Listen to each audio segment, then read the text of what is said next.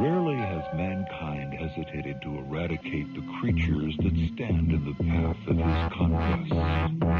If we find intelligent species, ritual extirpation of undesirable beings, odors from another world, the rest must be destroyed. Is it possible that our dark past has repeated itself? Watch them and pray. Greetings, ladies, gentlemen, government agents, people who have bad taste in both life and comedy, and anybody who might be listening. This is Close Encounters of the Podcast Kind. I'm your host, Tasker, and we have Nick. I just want everybody to know I got my air conditioning fixed, okay? Yeah, that's right. Last episode, Nick was dealing with the heat wave going on in America here in, what is it, June 2021, where shit's been hitting the fan. And Nick, you were in like 100-degree weather just with no AC, huh? Yeah, man. But now look at me. I'm wearing a sweatshirt, Cocky. sweatpants. Extra cocky. I'm telling my air conditioning unit to go fuck itself. Yeah. Well, and here's something that's interesting, and I feel like almost in the same vein of both of bad taste in life and comedy is obviously, you know, being stuck in a bunch of heat, you have to drink a lot of water. And you have come up to a recent solution to the constant urination that occurs, right? So I know what you're driving at. All right. Mhm. Okay, fine. I'll tell the people what I've been doing, but I don't want judgment for this because it's fucking ingenious. Okay. I'm just prefacing it with that. Yeah, as you can imagine from the name of this episode, there's going to be a lot of prefacing before saying things. Yeah, well, that's a whole other topic. That's Jesus Christ. But I will tell them what you're referring to. So I've lived at this house since October of last year. Okay. And as you all know, I spend 95% of my time in my sex dungeon, aka basement. Okay. Right. Whether it's working, doing the podcast, reading, playing video games, whatever it is, it's usually in the basement. Now, here's the problem with my basement. It's finished in the sense that it has carpets and walls and shit, but the bathroom is not finished. Okay. Now, Tasker said I pee a lot. It's true. I pee a fucking shit ton. So all you golden shower people out there, you know what I mean? He's the guy. I'm the go-to. I have a continuous stream of urine. Okay. The golden cow of the golden shower. Huh? Now, the problem is the bathroom in my house, or both of them, are 2 flights up in respect to the basement. I have to go up to the first floor and then up to the second story to go to the bathroom. After almost a year of living here, I decided that's bullshit. And instead of spending money on finishing the basement, why not use all of the empty 1-liter bottles of water I have sitting around?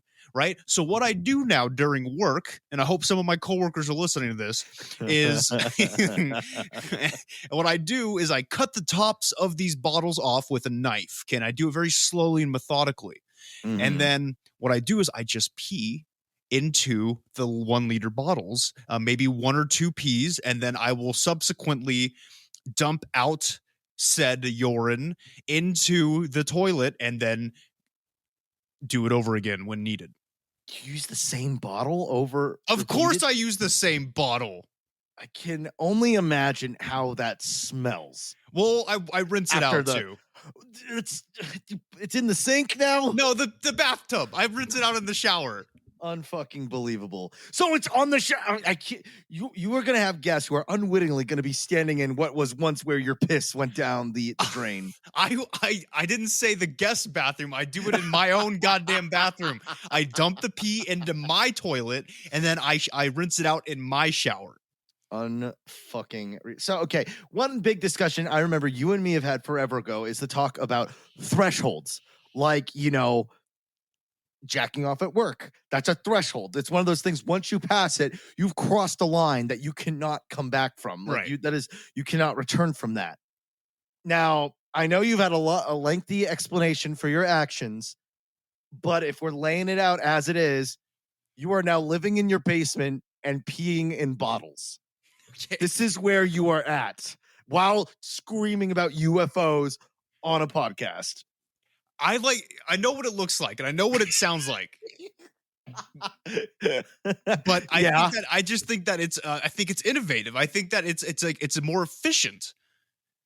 It is, but it's gross and weird. And the worst part is you came to me excited thinking I was going to be impressed. Yeah, well, I texted you and I was like, dude, you wouldn't believe what I just came up with.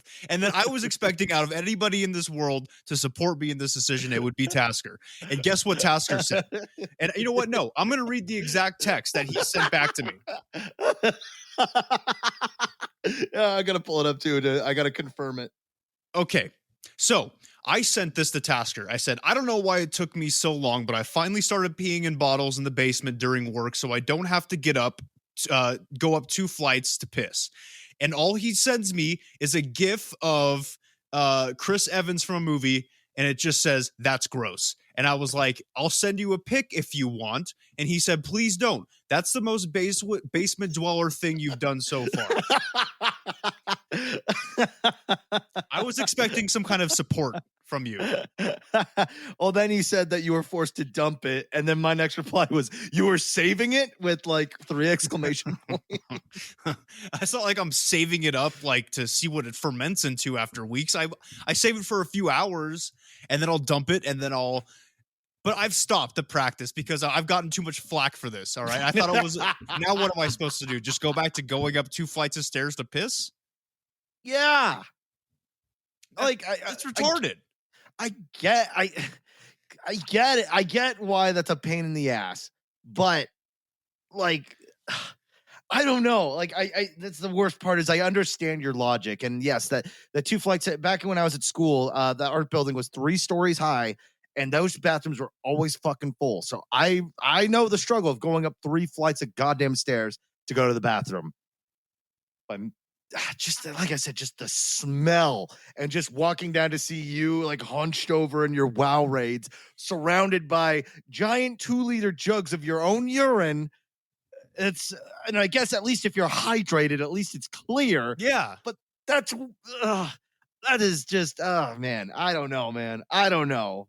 So it's funny when somebody comes in a bottle or comes in a jar, but then when I piss for like an actual resourceful, efficient way of doing something, I'm a monster, right? Is that what you're saying? That you're okay with the coming in bottles that people do? Well, here's the difference between coming in a bottle and pissing in a bottle. First of all, let me be first and foremost and say this: it's gross. I mean, I've seen the fucking My Little PewDiePie, whatever, My Little thing. PewDiePie. What's PewDiePie doing and swimming in cum? Whatever their fucking horse name is, that I've seen the jar images with Rainbow Dash. Rainbow Dash. And if you are a brave soul, you'll go to Google and look what the fuck that is, and God have mercy on your eyeballs. But don't get me wrong, it's both gross, but at least with the jism, it is not as smelly, at least not all the time. It goes away and there's not as much, so it takes a lot longer for it to become. But the thing is the jism is worse over time because once that shit hardens and crust, you now have some decrepit, inhuman organic matter that you just can never unsee. Whereas at least the piss, if you take it out in time, it can be okay. But the fact is like it's just sitting out there, you know.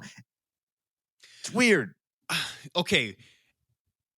Again, I reiterate the fact that I don't let it sit there for 2 days, right? I dump it out like within like a couple hours when I get a chance, right? And so it's not sneaking up anything. I am a very hydrated person. My piss is almost crystal clear, ladies. And also when it comes to cum jars, cum boxes, all that stuff, I think it's a lot grosser because you saw the pictures of the cum box. That dude was saving up for like bad. 2 years and it started growing mushrooms and shit. That's fucking bad. Those mushrooms would either make you trip, nutsack, or just kill you right on the spot. Or it could make you pregnant and you're a dude. Like, you never know, man. Yeah, you become the first man pregnant.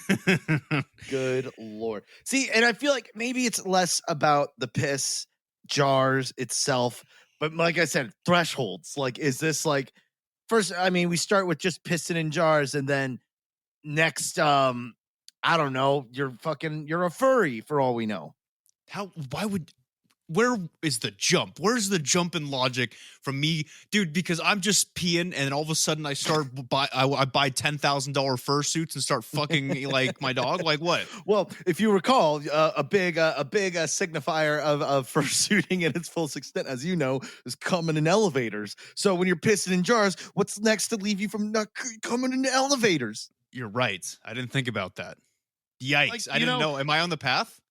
First you're to jars, then it's elevators, and now you're looking at, do I want the dog head or do I want the pony head? I would go with neither. I say lizard. Yeah. Lizard, okay, that actually makes a lot of sense. But then there's that whole other course of like the road to degeneracy, it could just be, just jizzing in weird places before, you're committing fucking like crimes and shit, like killing people. That's true. At least killing their will to live. That's what happens to me every time I see a furry post on anywhere. Well, okay, you're right. Like I said, I've stopped the practice of peeing in the bottles. I got a lot of flack from it from different angles of my life. But I am sure the time that you did it was very convenient, and it was a nice reprieve from your usual 2-story climb. It was liberating. It was fucking awesome. Now, I will wrap this up by saying I had a dream last night where I, instead of peeing in bottles and instead of going up 2 flights to pee, I just pee into that little pipe where the bathroom is supposed to be finished, right? Because I have all the piping set up for a bathroom to be built. There's just no toilet on top of the pipe yet. So I'm asking all of our fans out there who are handy people, ladies or guys, preferably guys, right? They know a little bit more about it. Oh my God. Okay, no, that's rude. That's rude. I'm just kidding. If I pee in that tube, am I set? Or is there something that needs to be done plumbing wise before you can start peeing in those tubes? Let me know. Because I might just squat over like an unfinished bathroom and pee in a tube. Well, the thing is when you don't have the water system from the toilet, there's no water to push it. So I think it'll just be floating in there. Okay, that makes sense. Okay. So don't do that. All right. Yeah. I mean, obviously, if somebody in our listener base knows anything about it, please let us know on their Discord, email, whatever. You could be saving a man's life today. Yeah, and it could be from a lady. That was a joke. I know that you guys are. I know that some of you broad-shouldered ladies out there are great at plumbing, and that's good for you. All right, and your wife. All right. This episode's just starting amazing, and it's just gonna get worse from here on out because we are talking about the cryptids of Africa today. African cryptids, we've always kind of wanted to step into this cultural. The cryptids of other cultures, because me and Nick are Americans, and which means we hate ourselves. So we want to look off and to see what else is beyond the horizon. In the cradle of civilization. Truth indeed. But of course, as our usual, we have to kind of catch the vibe of this episode. I got low hopes for the vibe, but we got to look at some horoscopes. So did you go first last time? Yeah. How about you go first this time, homie? All right, let's see. There's plenty of air to fuel your fire today, Scorpio. Goddamn right. You're able to get quite a bit done. Multitasking is key to accomplishing what you want to do. An element of the unexpected is likely to add a surprising dimension to the day. You're able to communicate freely, and you will likely be on the same page with the people you meet. Me and my girlfriend, we prevented an ant infestation. We found that there was a stray piece of beef jerky that had gotten out. And it was, there was some go-getter shit that time. And I feel like I communicated. I'm aware of the irony. You talk to them. You talk to the ants. You talk to them. I feel as though I am able to communicate my opinions to you very clearly today, as you have all heard for the past couple minutes. So, for once, I feel like this fucking freehoroscopes.com finally heard my complaints of like how dumb their fucking horoscopes are. Well, let me ask you, what did you do with that piece of beef jerky? Did you eat it? I most certainly did not. We threw it away. Where was it at?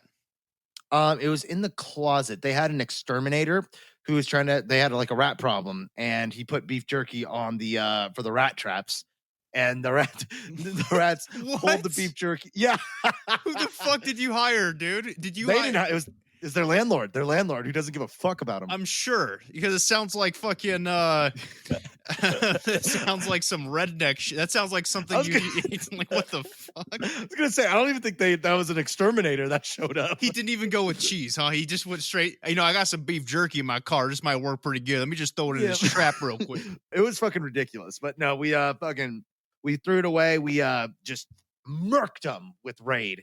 And we set out a couple for the ones that were left with those straggler traps that it's not immediately poisonous, but when they bring it back to like the home nest, it just fucks up and kills their whole colony.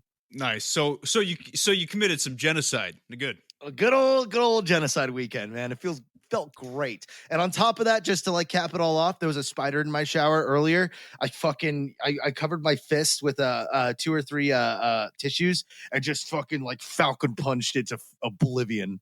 I would have not.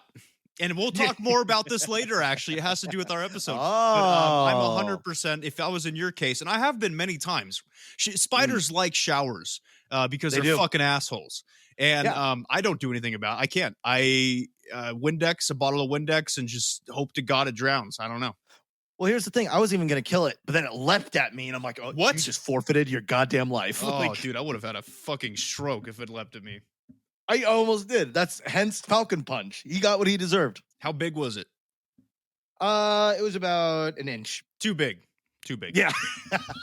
That's 1 inch too big. Yes, exactly. Something we both wish we could hear a little more often. Yeah, tell me about it, baby. Tell me about it. Oh, God. All right. Stars, sex 3 out of 5, hustle 4 out of 5, vibe 2 out of 5, success 2 out of 5. That does it for me. How about you? It may be hard for you to make a decision about anything today, Cancer. Things may seem wishy-washy and unclear. Don't worry about it. There's plenty of air to fuel your fire. Isn't that kind of what they told you? More or less. Be aware that people may pop up from the past and unexpected events may disrupt the flow throughout the day. Best laid plans are apt to be broken. Don't sweat it. Just go with the flow. So back to pissing in jars again, huh? Yeah, sounds about right. I'm going with the flow. I think that's what it's telling me to do. So when you have your coworkers over for fucking dinner to help you get that promotion, that's when what are those? Well, dude, my fucking stars told me I had to keep. You want some lemonade? Yeah, clear lemonade. Lemonade around the corner, fudges made. If he has a pee fetish, you might get the CEO position. Hell yeah, man! Hey, nothing wrong with a pee fetish, man. Ain't nothing wrong with that. But there's something wrong with scat. We've talked about this before. Scat is, that's a irredeemable. You deserve the hell that you end up in for it. Exactly. Now, it says people will pop up from my past. Nobody's popped up from my past yet today. So that's cool. Maybe later today. I don't know. And then Possible. It says best laid plans are apt to be broken. You were late because you have to deal with the freeways of Southern California. That's the only thing I can think of. Yeah, it was horseshit. I had to use every detour in the book, and that's one thing. One of the best parts of Corona was when I needed to go to Long Beach, and it was 4:30, and I was on the 405 freeway. If you live in California, you know that's a shit show, and it was open at 4 p.m. peak rush hour, and I was going 80. Beautiful. But no longer. That time is past us, and man, I fucking hate this place sometimes. Well, assuming that coronavirus is real, right, and like we've talked about before, we should have probably let it do its job a little bit more. Maybe taken a little longer with the vaccines. In my humble opinion, and that way we wouldn't have that problem on the freeway, because clearly there's a population issue. And what do viruses do, Tasker? They eradicate the weak. All right, fixes the problem. We may as well have called it the Fourth Reich instead of the coronavirus. All right, or instead of the Shanghai Shivers, whatever they decided to call that shit. The Shanghai Shivers. Yeah.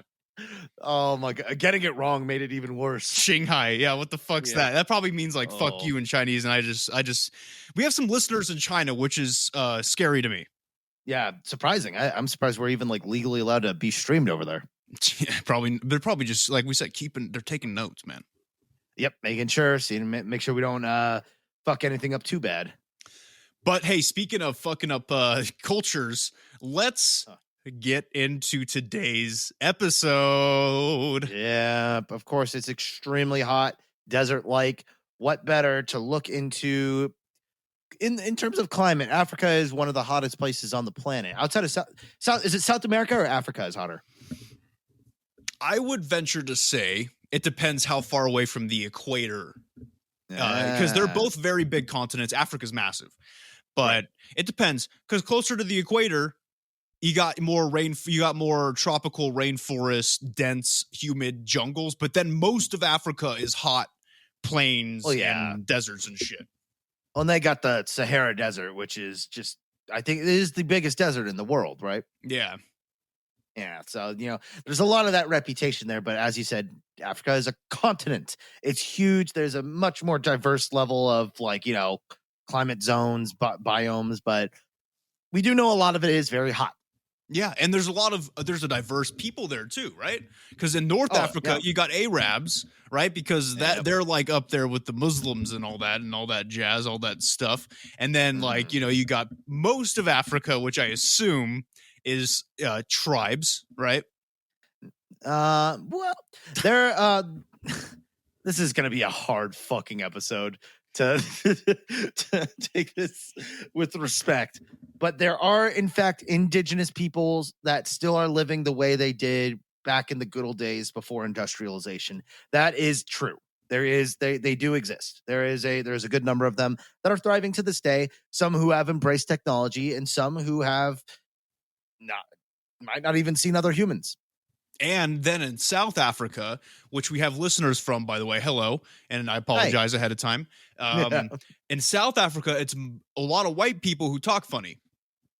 Yeah, and South Africa, that's a lot of colonization, a lot of apartheid, genocide, a lot of people being killed to make room for white people. It was it's a mixed bag of things that happened down there. But I like how carefully you're treading. You're like, because I'll say something problematic to kind of spur you on, and then you just kind of tiptoe around it to try and save it. I'm doing the best I can. I knew this is going to be a thinker of an episode for me to get us from being fucking. Well, didn't we have a pact where it's like if once we reach episode 200, I'm officially going to stop worrying about us being canceled, and we're just going to actually try to get canceled and see if we can do it. Yeah, see if we can get thrown off of everything. Yeah. So we'll revisit this episode on 201, and it'll probably be our last one. It'll definitely be our last one. I plan on being respectful. Of course, there will be jokes. There has been jokes, obviously, but but know that it comes from a place of love and a place of oneness, right? If we can't make fun of our African brothers and sisters, then they're not allowed to make fun of Americans, or something. Well, something like that. Well. Africa is a very diverse I almost said nation. See, I'm already fucking up. Oh, God. Africa is a continent with a widely diverse number of countries, of which there's more diverse, smaller levels of everything. I think one of the big problems with Africa is it gets lumped in as if it's just one big nation, which it is very much so not. So that's another thing to keep in mind with this episode is it's like, that's like saying because America isn't even a continent. Like North America is America, it's Canada, it's Greenland, it's whatever the fuck else is around, and South America and Mexico, and I almost fucked this. This is dude, you're sweating bullets right now. I love this type of shit. This is gonna be a fun episode, man. God, it's fucking hell. Okay, let's move into it because I'm curious about what it is that you've gathered. All right, guys. Hello and welcome back. Now, we hope you all enjoyed the Men in Black series. It was a lot of fun to do. It was something that we've wanted to talk about for a while, and we hope you dug it, all right? Mm-hmm. However, it was pretty heavy and filled with a lot of cases and information, very research heavy. So we figured that this week, it would be nice to have a chill, entertaining episode harkening back to our roots, like cryptids. A little bit more of a relaxed episode because the past 5 or 6 episodes have been really research heavy, so we're kind of we're easing off a little bit this week, Yeah, we're just gonna have some fun at other people's expenses today. All right, like we used to. like we used to. And specifically, right, we're gonna be talking about the many different cryptids throughout Africa. So today's episode will be a compilation of these cryptids. Now, I do want to say up top, this is by no means an exhaustive list of the cryptids in Africa. There are fucking thousands of them, I think. There are a lot there. So let's see. Africa has, I'm now looking it up, as 54 countries. So keep in mind, the United States is one country, and we got a fuck ton of insanity at every corner of it. Now there's 54, and that's just modern day countries of what's currently established. There's just so much people, so much stuff going on. I'm actually really glad we're getting into African culture, like monsters and supernatural, because that is a treasure trove of cool shit that we got to talk about. There's a lot going on in Africa, man. There is a shit ton of cryptids and legends and folklore. Now today, obviously, will be just cryptids. One day, maybe we can get into some more paranormal folklore type stuff. That'd be kind of cool. Like there are different types of like witch peoples and all that shit. Mm-hmm.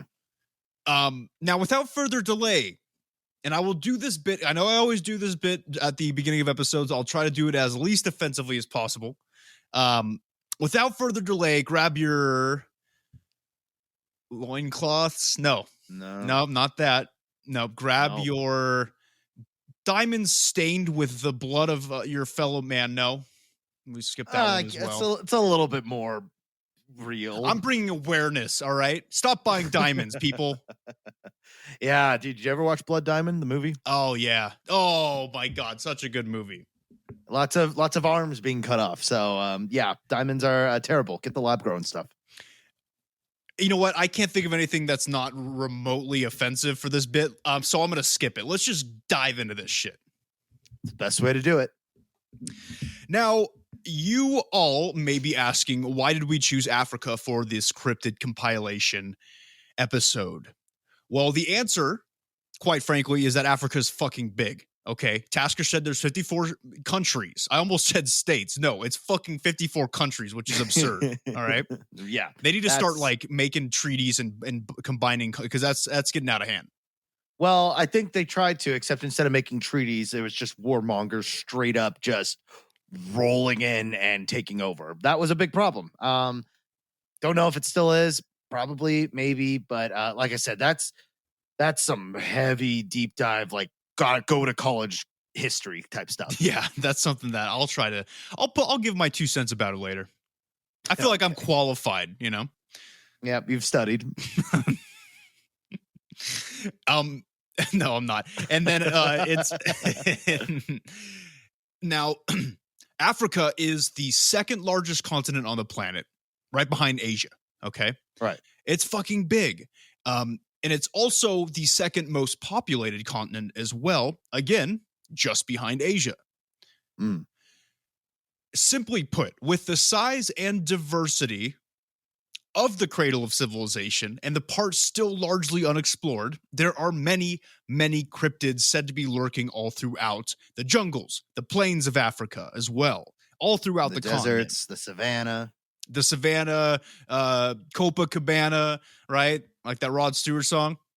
Yeah, there's actually, funny enough, not funny at all, actually. There was this video of this guy where he was on he was just, hiking, and a mountain lion started just like following him, and like not in a great oh, pet the kitty kind of way. And every time he'd look away, it would start to pounce, and he'd have to be like, hey, and like it was just following him at like a walking pace. And when I think of savannah, I think of just a lot of big furry things that are looking to eat you. Yeah, man, that video took place in Utah. Utah is a sketchy. Look, guys, if you're going out hiking, bring a weapon. That's a smart idea. So Utah has a lot of like natural animal. Fuck me. Jesus Christ. Animals. We're yes. Yes, it has a lot of animals, Tasker. Every state has animals. I was gonna say, are there a lot of hiking deaths in Utah? That's what I was gonna ask. I wouldn't be surprised because hiking is very big in Utah. Outdoorsy shit is very big in Utah. So I feel like that's a probability thing, right? The more people that are doing outdoorsy stuff, the more likely they're True. going to die, right? Okay, so it doesn't say a whole lot of like you're more just as likely to die in California as you would in Utah as you would in Nevada, but it's just, it's just a numbers game. It's a numbers game. But you're right. Now, there apparently, according to my list for this episode, there are things in Africa to be much more afraid of than a mountain lion, though. Yeah, like a real regular lion. Like other stuff, like scary stuff. Tasker, lions are a bunch of pussies. All right, literally. So comparatively speaking, yeah, you're not wrong. Yeah, lions might as well be house cats compared to what we're going to talk about. Is that what you're kind of angling here? That's what I'm driving at. All right. Well, let's see. But some people out there might be like, why haven't you done a cryptids from Asia episode? And that's simply because I can't pronounce most of the things in Asia, let alone Africa. Like I'm going to be struggling today. But then when you try and get me to start saying like Asian words, that's difficult. Well, and it's interestingly enough, these like kind of multicultural cryptid stuff, forever ago, and I still have it in the back burner of I really do want to do an episode on yokai, which are like the Japanese like monsters basically, and or like dark spirits, because I guess in Japanese Shintoism they're praying to demons just as much as they're praying to like benevolent like spirits and stuff like that, because to them it's just like, you want the evil ones on your side or to not get you as anyways, like that's another big one that I'm more than likely that's going to be me who's going to be researching. I'm not researching that shit. I'm not touching it. It's all you. Hey, look, I'll sit in on the episode and I'll crack a joke every once in a while. I refuse to research that Japanese weeaboo bullshit because I know how you came up with this episode idea. You said it's called yokai. That's just because you like yokai watch, huh? No, I don't. I've never played it before, but I did. It's bigger. It's bigger than Yokai Watch. That's where that gets the name from. But just to give you a little preview, there is one where it's like this. It's a woman and her neck is like long and outstretched and can like snake up to you, and like it's creepy. It's really fucking scary. Sounds useful in bed, though. I'll tell you that. Oh, yeah. It makes very convenient, too, especially for late night snacks. Hey, grab me a sandwich. She doesn't even leave the room. Yeah. And then you can come back and just get head right after if you have that kind of relationship. Yeah. I mean, if you guys have a nice open relationship and you can demand sandwiches after sex, like it's the 1950s. It's one of those. I'm glad how forward things were, but sometimes that sandwich sounds nice. Oh, Jesus, man. I didn't even say that shit. Man, you are sexist. Fucking Jackie Gleason over here. This episode is going to be my downfall. It's all just gone from here. And soon piss bottles is going to be like the least of our worries. And it's already the least of my worries, man. You are digging yourself into a corner. Oh, jeez. All right, so let's get into our first cryptid of the episode. Okay, now this is a fun one, and I will pronounce it the way that I believe it's pronounced. Mokele Mbembe. That is great. I want it to be on record that I did in fact enjoy that a lot. Can we get that one more time? Mokele Mbembe. That's what it is. I mean, you're not wrong. That's what's great about it. It's you're not being weird. That's what it's called. That is what it's called. The inflection. Mokele Mbembe. Mokele Mbembe. Okay, yikes. Now, we're never going to get through this shit. Keep this in. No. They need to know how difficult this is. Fucking 3-hour episode. When really it should only be about an hour and a half. That's what I timed it as. But it's going to take us 3 hours to get through these fucking pronunciations, and we're going to giggle at them like schoolgirls, right? Because it's funny the way Nick says it, because Nick's racist, right? Oh no, he's becoming self-aware. So meta. Oh my God, so meta. Now, any of my fellow cryptozoologists out there know about this creature, and there's a reason it's on this episode, and it's a reason I put it as the first one. The Mokele Mbembe is probably the most famous cryptid to live in Africa. Tasker, have you heard of Mokele Mbembe? I have never heard of Mokele Mbembe. Well, let's get into it because I fucking love this thing. Awesome. But I must say that it's also one of the first cryptids that I have ever heard about as a young, malleable, taught, nubile child, right? And this helped spark my interest in cryptozoology. Just curious, what does nubile mean? I don't know. Can you look it up? I put it in the outline, but I'm not sure what it means because I've heard people referred to as nubile. So we normally would cut this bit out, but I do have to keep this bit into the episode because nubile is particularly in referring to a young woman being sexually attractive.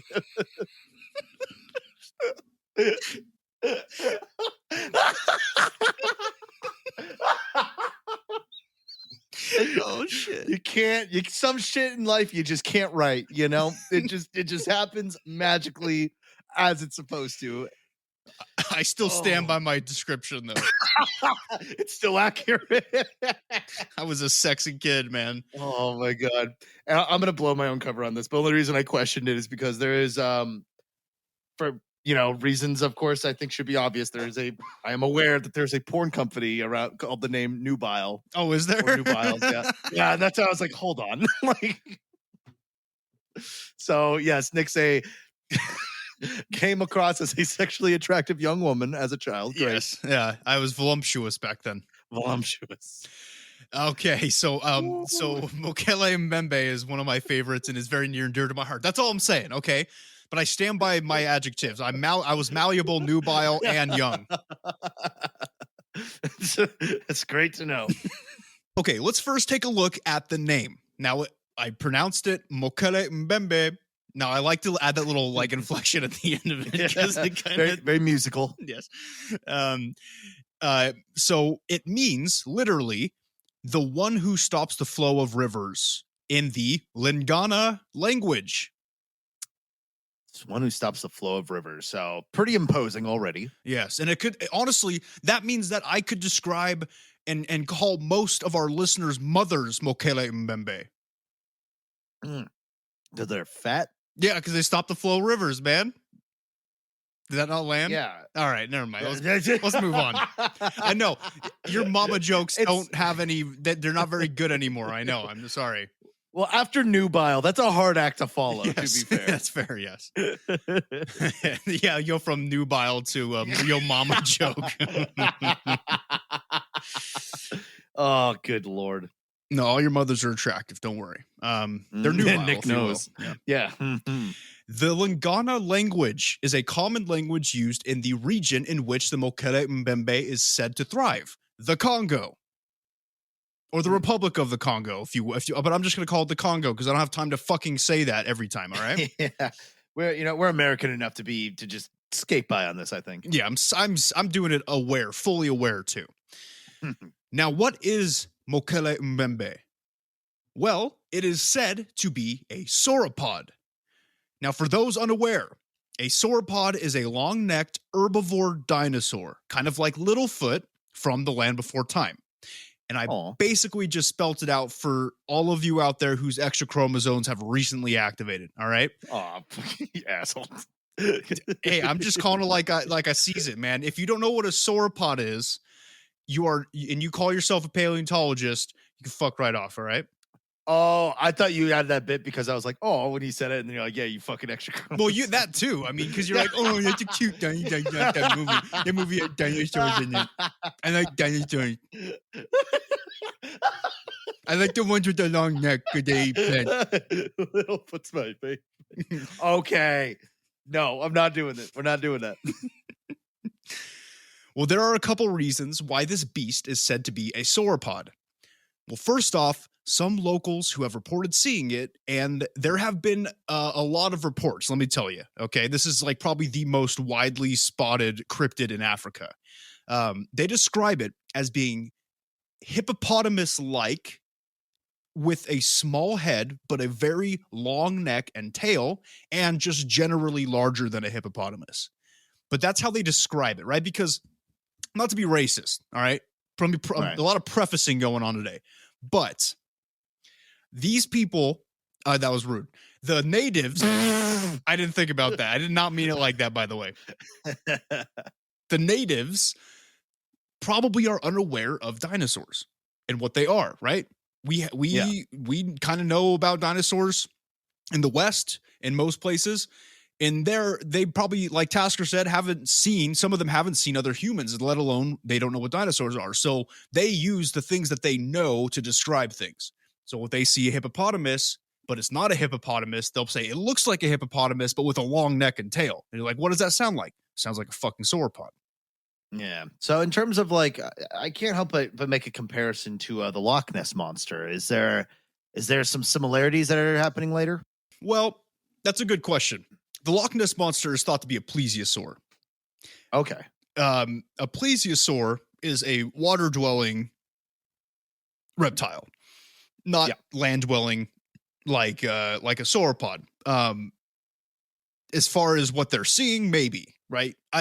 But we will be doing eventually a series on the Loch Ness monster. We have to. Oh, and that's like an occasion one. Like that's something where, that's like a 150 episode or whatever. Yeah, and that's the one that we'll do the live stream in the hot tub for because it kind of makes sense. Yep, we did say we were thinking about doing hot tub meta at some point. At that point, it'll be a dead joke, but that's kind of our forte. Is we what is it? Jet fuel can't melt stale memes. That's right, man. My favorite memes are dead ones. Hell, fucking yeah. So I was gonna say, yeah. Sorry. I just want to interject this bit. That's like kind of how on Discord, like our favorite emote now is the what is it? The copy that. Copy that. Copy that. Copy that. Oh, that shit cracks me up. I use it as often as I can. Anyways. The EB Games thing. If you don't know it, look it up on YouTube. It's wonderful edits. Yeah. Good job, internet. Great job, guys. So if you think about the description from the natives, it does sound like a long-necked dinosaur. Cryptozoologists and researchers who have entered the Congo looking for the Mokele Mbembe have questioned locals about their sightings and asked them to draw in the dirt, which is pretty racist, by the way. Pretty presumptuous of them. Yes. What they had seen. Okay. And to no one's surprise, the drawings all looked like what the researchers thought to be sauropods. Crazy. Really quick, brief side note, but we should get that sound bit of you saying the Monkole Mbembe, and that you could make that into like a ringtone.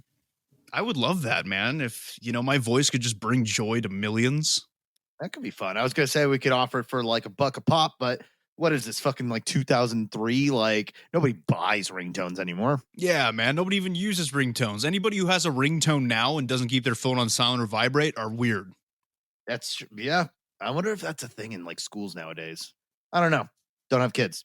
Don't have kids. Never will. I mean, at least for me, I'm never having kids.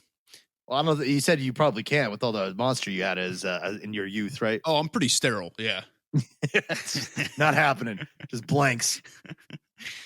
Nothing even comes out anymore. See, so you can semen your fucking hell. You can. Oh. Hey, man, we all have those days. Sometimes words just escape us, and I didn't know what nubile meant, but I threw it in anyway because I'm arrogant. Yep. And here I was thinking I could make a word play with the word semen, and just arrogance all across the board, man. Oh, man. But yeah, that's why if you decide to shoot your load into buckets or jugs, it won't be a big deal because there's nothing to shoot. Anyways, let's go move on. Nice. Now, some reports speak of it having frills on the back of its neck, and some even say that they have seen a single horn on the top of its head above the nose. Now, as far as color goes, the Mokele Mbembe has been reported as being anywhere from a brick reddish-brown color all the way to dark gray, and including the many shades in between. There's many different sightings as far as color goes. Okay. Tracks have been found and photographed in the mud of the Congo. They usually range anywhere between 1 to 3 feet wide, which is very big, by the way, for footprints. Ooh, yeah. And they always have 3 toes in the front, of course. Now, the reason why so many tracks have been easily spotted is because the Mokele Mbembe has been established to spend a lot of time on the shores of the rivers deep within the jungles of the Congo. So they like to spend their time on the shores, which is naturally muddy. And in the mud, they leave their tracks. This is the way it goes. And they harden there. Yeah, and that's not too unusual, right next to a water source and stuff. That makes sense. Precisely, man. They are smart for dumb dinosaurs. That's how they survive, especially when you're that big. You need a lot of water. Exactly. Let's talk about their behavior for a little bit. Now, they do sound scary, right? Like, we've all seen Jurassic Park, even if it's an herbivore, like these guys. Seeing a dinosaur in person probably will fucking freak you out.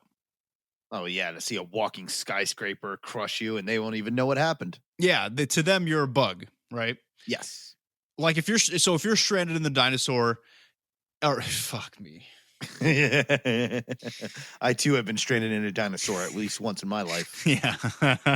If you're stranded in the jungle and you see a dinosaur, you will poop your Pampers. For sure. However, the pygmies of the Likoala swamp. Ugh. Oh, that almost sounded Hawaiian. I know. What's up with that? Yeah. Is that Hawaiian? That would have been Hawaiian. Of whatever that swamp is, they seem to know a lot about this cryptid, and they say that they are actually these creatures are actually pretty timid and keep to themselves. They are said to be herbivores and like to eat specific plants found in the Congo, at least according to the pygmies. And these plants, this plant is the Malombo plant, which has two parts. Landolphia mani and Landolphia owariensis. So I'm gathering that this thing is mostly a cryptid because it's just really, it's a dinosaur that's living in modern day. It's really fucking big, but it doesn't sound like it's like going and like eating like your like sheep and shit, right? For the most part, yes. Now Tasker, that's very ignorant of you. There are no sheep in Africa. Sorry, that's my Irish coming out. Yeah, I mean there could be. I don't know. I don't find that's more ignorant of me to say there's not to know. There could be. I don't know. Oh, we got to do an episode on sheep squatch. By the way, remind me. I know we're planning the episode on an episode, but remind me, listeners. Remind me. Okay. Yeah, listeners, you could be part of the process too. Put it on a resume. Yeah. Now, because of the fact that they are herbivores and they keep to themselves, they're mostly said to not bother humans. Okay. So it really is just, they're just big and scary, but themselves, they're not actively seeking to kill us. And I feel like that's one of the misconceptions I fall for all the time with cryptid is that if it's a cryptid, it's assumed that they're like, out for blood, which is not the case. Not the case here, but I did say mostly because there have been a few, and a very few, I mean, reported cases of the Mokele Mbembe flipping over boats in the river and sometimes killing the people that fall out of the boat.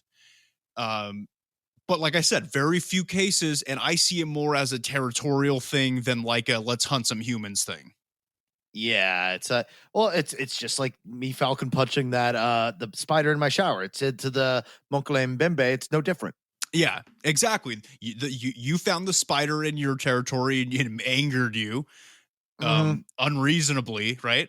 And I'm just kidding. No, very reasonably. And then in the same thing, if we go to deserted, or not even deserted, but like maybe even undiscovered parts of the Congo and go into these rivers through boats as explorers or researchers, we might be entering its territory and it'd probably be pretty pissed too.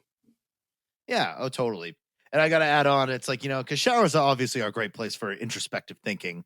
So, of course, after I just ferociously murdered a spider, you can't help but, think about mortality a bit and, the way of nature. And my whole thing was like, man, like, I really just ended some living thing's life just now. But I'm like, you know what, man? I wouldn't walk into a fucking bear den and expect not to possibly get my ass fucking crushed. So you know what? Hey, man, you knew what he was getting into. Yeah, maybe he was suicidal.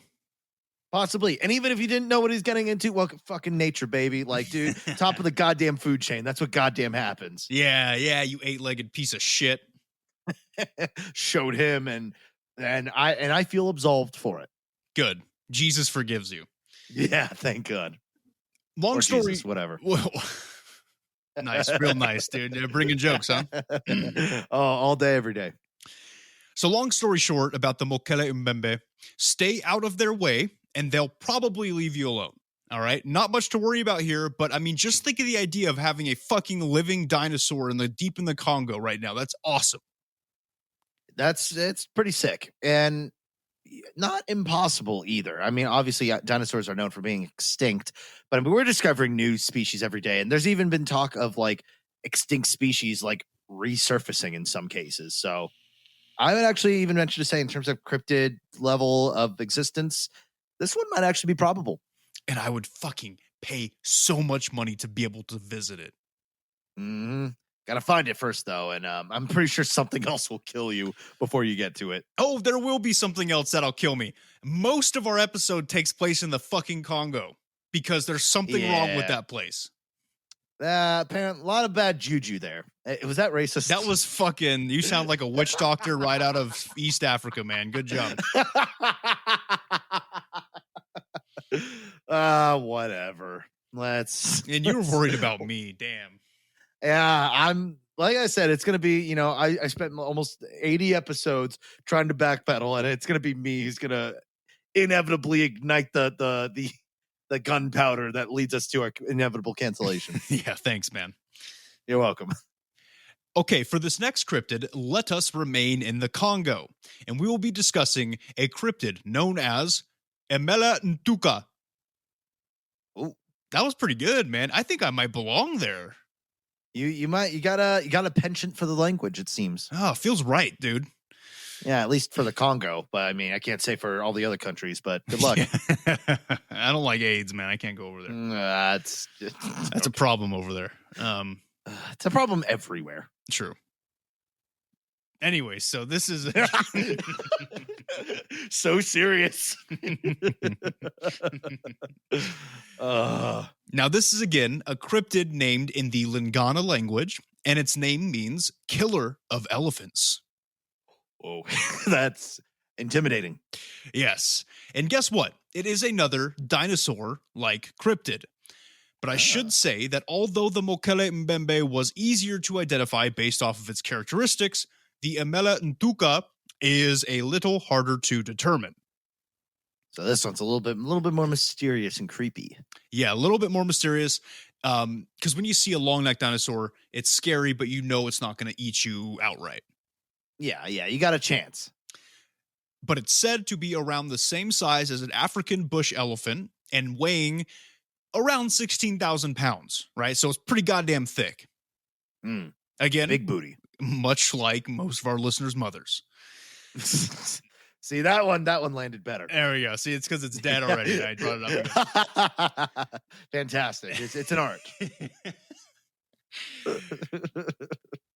Now, instead of being shaped like a sauropod, with the long neck, long tail, stout body, it's said to look a lot closer to a rhinoceros with a long tail. At least that's what the natives say.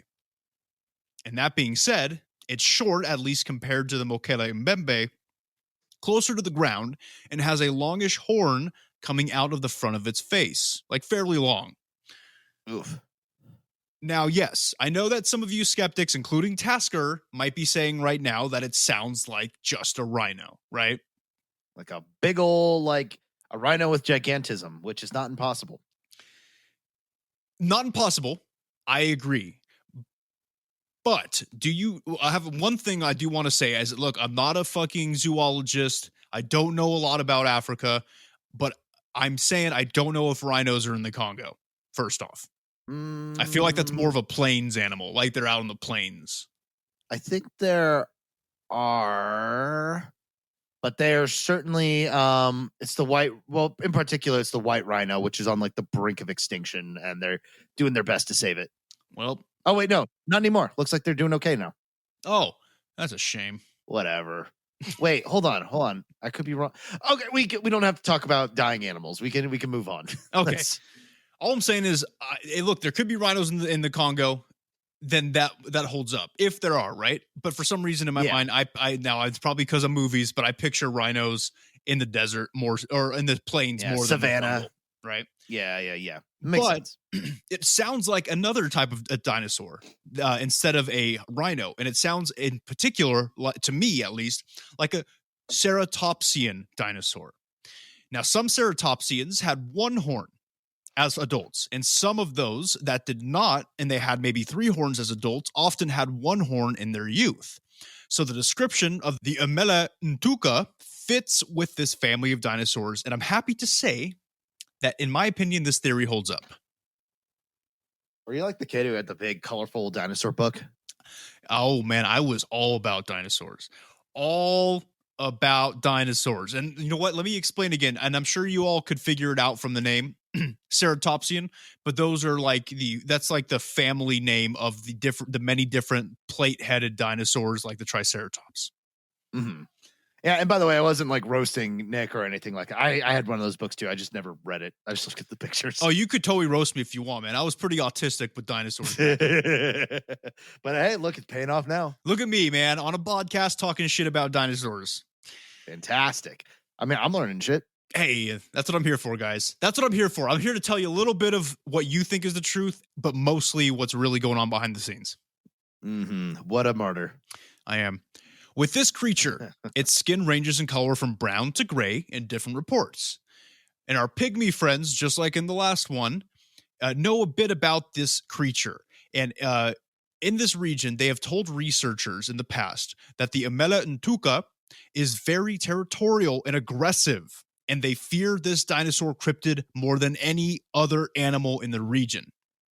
Ooh, so this is a big old people eater. This is one that'll fuck you up.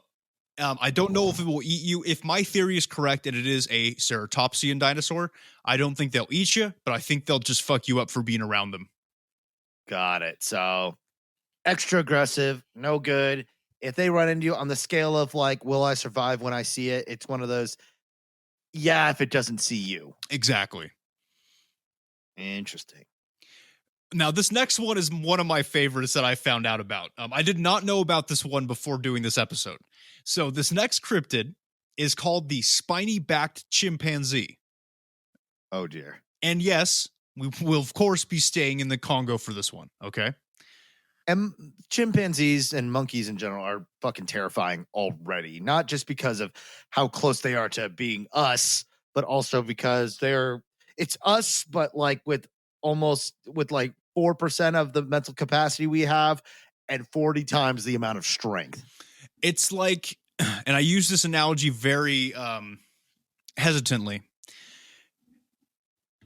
but the way that you describe their mental capacity and strength ratio kind of reminds me of retards. Just saying. There is a phrase known as retard strength, end quote, right? I once had a fight with one, all right? How did that go? Well, okay. Now, before I incriminate myself, it's not like I went up to him and was like, "Give me your fucking lunch money," right? Like, give me your My Little Pony lunch bucks. It wasn't like that, okay? Uh-huh. I was in elementary school, very early elementary school. Like, I was probably in fucking 2nd or 3rd grade. Yeah. And there was 2 older kids who I knew from daycare. Uh-huh. Both in 6th grade. But they looked 30. They were probably held back a while, right? Because, right. Not too sharp, Yeah. Anyway, so I was friends with one of them, right? I will leave the names out. I was friends with one of them, and I was hanging out with him, right? He was not very high functioning, my friend. Okay. I was vibing with him in the sandbox, just doing whatever we were doing. But then this other one came along, and this other guy, I'm sorry, not other one, like they're a different species. I apologize. Make sure to humanize them. But he was an asshole. Okay. Now, so so he was much higher functioning, probably looking back on it retrospectively, some form of autism. Okay. For this one, but he was a bully. He was a meanie face, and he was like torturing my friend, this other kid, right? My friend. And I just got this rage inside of me. Like I was going on a crusade to like win back the motherland, the Holy Land for Christianity, right? Like this rage. And so I shoved him into like a swing set. And I heard his back crack and I was like, oh fuck, I just killed this kid. But I didn't. No, he was fine, but I got in trouble. And naturally. And my mom told the daycare to go fuck themselves because I helped out a retard. So, okay, not as bad of a story as I expected. It actually was it's a big case of like, when somebody who is in like a special needs situation, there's that line of like, there's only so much grace you can give when somebody's being, tortured. Like, I guess you could say you might have been in the right. It's like that. It's like, because my friend was definitely, had issues special needs, right? He was definitely special needs. I don't know exactly what he had, but it wasn't autism. It was something a bit more severe. But he was not high functioning though. Right. That was the thing. And so when somebody comes along who is high functioning and is an asshole to him, what are you going to do? You're going to shove the autistic kid. That's what I did. But for the greater good. All right. I'm a chaotic neutral here in this situation. Yeah. And that's the thing too, is the person you were protecting was also special needs. So he couldn't in a way, I think that absolves it. I actually think that's not a fucked up story at all. I think it was quite noble of you. Thank you. Now I just shove both of them and I don't discriminate. All right, let's move on. Exactly. I'm just kidding. That's rude. Never made any okay, let's move on. That's a true story, by the way. You can cut this, but that's 100% true. Oh, I fucking believe it. Okay. But yeah, all horrible analogies aside, we are talking about the spiny-backed chimpanzee, okay? Right. So we're maintaining ourselves in the Congo, of course, because where else would we be? Sorry, I don't mean to bring it back, but what did that story have anything to do with retard strength? It sounds like you beat the shit out of them. I don't know, man. I just my own retard brain just kind of put two and two together, I guess. Oh boy, we are the most reliable source there is for all kinds of information. Oh boy. All right. This is a fun episode. Well, the spiny-backed chimpanzee is literally what it sounds like, you guys. It's a chimpanzee with a bunch of long, thin spines sticking out of its back like a porcupine. That sounds terrifying. Yeah, it sounds pretty fucked up, all right?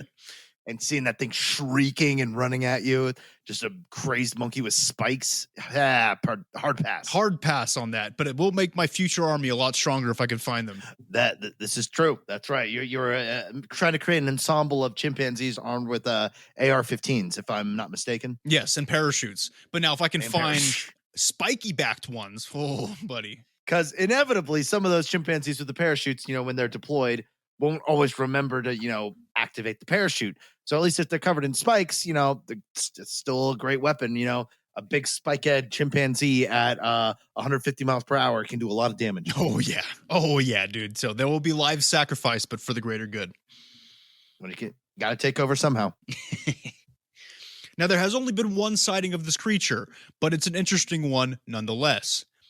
And it was fairly recent, which is pretty cool. So sometime between 1997 to 2002, a member of the U.S. Navy on a mission in the Congo said that their entire unit encountered 13 chimpanzees with gray hair attempting to eat a different creature of which they could not see what that creature was. But these chimps had spikes around coming out of their backs, like a bunch of them.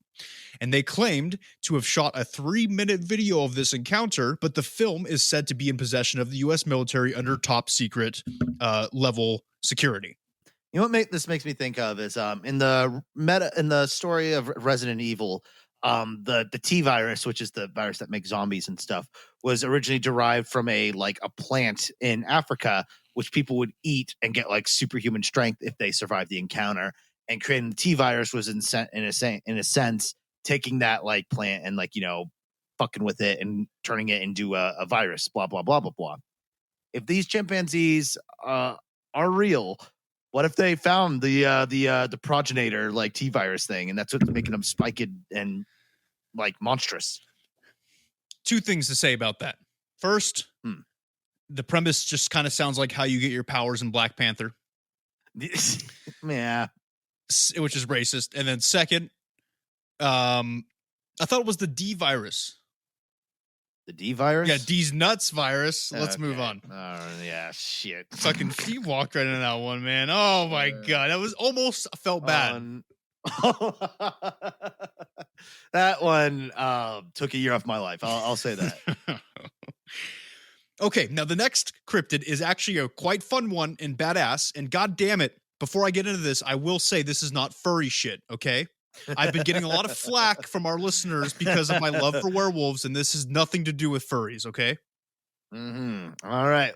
Well, let's see if I'm convinced. We will be talking about were hyenas.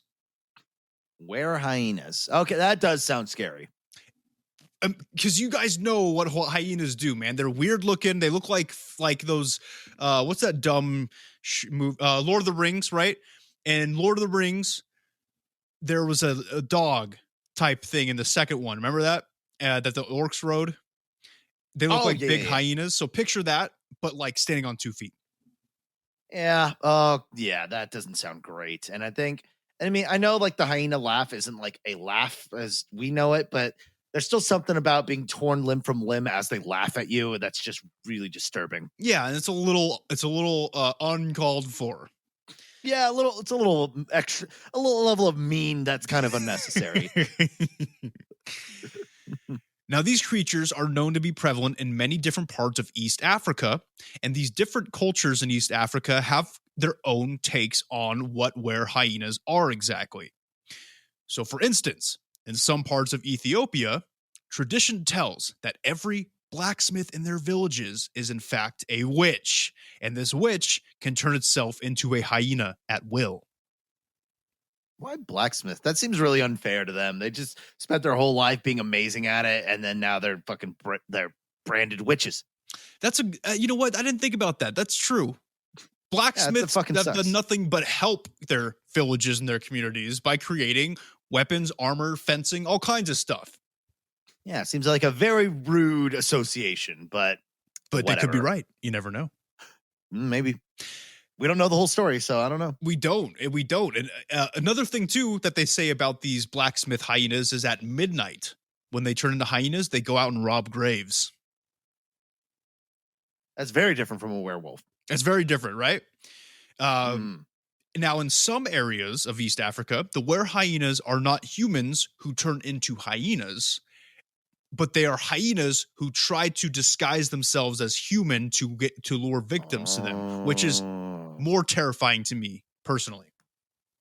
I feel like, didn't we cover something like that on like the Skinwalker episode?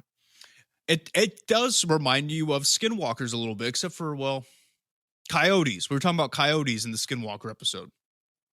Yeah, like that whole thing, or like the doppelganger body snatchers thing, right? Oh man, I don't listen to our own episode. I mean, I don't know, man. I can't even remember what we talked about last week. Yeah, no, that was all the way back in April. Can you believe that? April this year? Yeah, that's when we did the body snatcher one. Oh shit. Yeah, it seems like last year. Time's fucking flying, man. So in my personal opinion, they're not as cool as werewolves. I love werewolves to death. I like reading fantasy novels. First off, I'm allowed to say that because Tasker, don't give me that fucking look. You watch anime, buddy, and you read mangas and mangas and all whatever the fucking kids call them. Yeah. You can't laugh at me for reading fantasy novels. No, you're right. I can't. I'm reading Brandon Sanderson's The Way of the Kings right now. There's no werewolves in it yet. There might be. I'm crossing my fingers. The point is, I like werewolves. I like werewolves in my fantasy novels. Yes, I've read all the Twilight books. Why? Why do you think I've read all the Twilight books, Tasker? Jerking off. Well, I mean, that's the after effect. Why do you think I began reading them? Because there's fucking werewolves and vampires. There's fucking werewolves and vampires in them. I'm a sucker for that shit.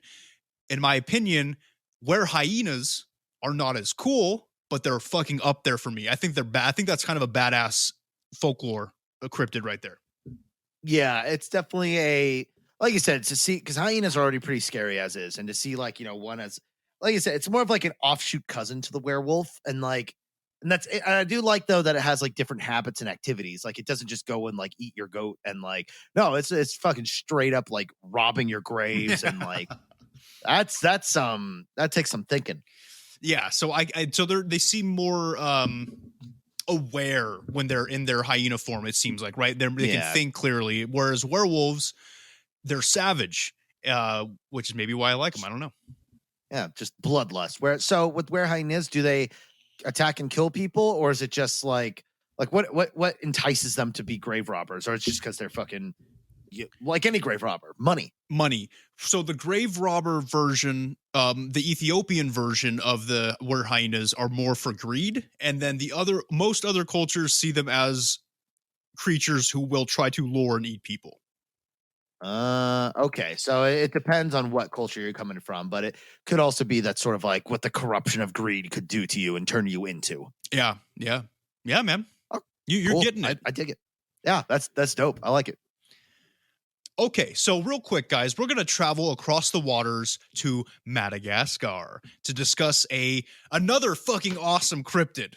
Okay, might I add, known as the Kidoki.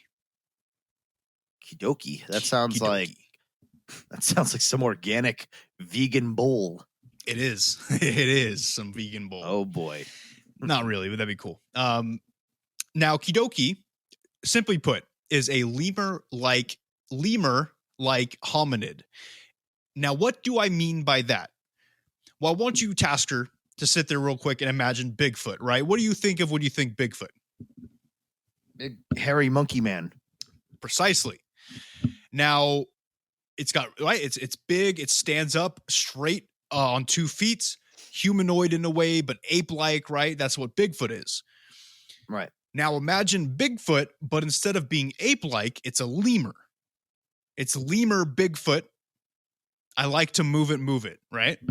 I was literally just going to say, I just imagine like this big hulking hairy body and just the face of the lemur from the Madagascar, the movie. It's honestly kind of what it looks like in artist depictions of the Kidoki. Oh my God. It's like a hulking humanoid giant lemur thing. Interesting. I'm looking at pictures of it now, and I'll be a lot less friendly than like I like to move it, and also did you ever watch Zaboomafoo? Yeah, dude. The most racist name I've ever heard in my life. It was a great show. Yeah, that guy showed up too, the lemur. So yeah, a little bit like that, but definitely a lot scarier in the artist depictions. Yeah, but I think that's such a cool cryptid, man, because I love Bigfoot. I love, and of course that's coming in a future series, but we both love Bigfoot. Even Tasker likes Bigfoot, and he's not really like into cryptids. It's like a natural thing to like. Well, it's a big catch-all. Like it's it's a great American mystery, and it's like it's just the idea of like how far people will go for the truth or to cover up the truth or to create their own truth. There's so much mythos surrounding it. Like it can't help but be a little like eyebrow raisy. Yeah. And then you take the myth of Bigfoot and you turn it into a lemur. That's fucking awesome.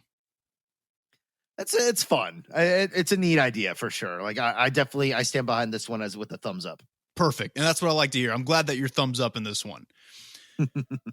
Now, not much in specific is known about the Kidoki, but in 1995, natives were interviewed about strange creatures throughout Madagascar because Madagascar in itself, guys, has a lot of cryptids. And of course, the Kidoki definitely came up in their talks with interviewers. So that's something that really natives are kind of keen to, but nobody from the West has really seen. Interesting. Yeah, Madagascar is an interesting case of it's just that one little island that's off the African coast. And can only imagine what goes on there. I'm going to be honest with you guys because of my general ignorance of things outside of my country. Before doing the research on this episode, I did not know that people lived on Madagascar, to be honest with you. I thought it was just a bunch of fucking weird animals over there. Okay. I'm with you on that. My ignorance stretches far. I didn't know those. I thought it was just like, at most like a nature reservation or something. Right, like anomalous animals and a bunch of brightly colored cool animals. Like I know Madagascar has a bunch of beautiful animals, but I didn't know people lived there. It was very mind-blowing to me to find that out. Interesting. Well, hey, there you go. See, this can be a wholesome episode as well, okay? It doesn't have to be all racism. We can learn a thing or two. All right, guys, so enough time at the Madagascar. We're traveling back to the mainland of Africa, and we're going to go to, you guessed it, the Congo for our next cryptid. Now, back in the Congo, let's talk about a cryptid only known as the 50-foot Congo snake, aka my penis. That sounds like something that sounds like the street name of somebody in a Tarantino movie. The 50-foot Congo snake? Yep.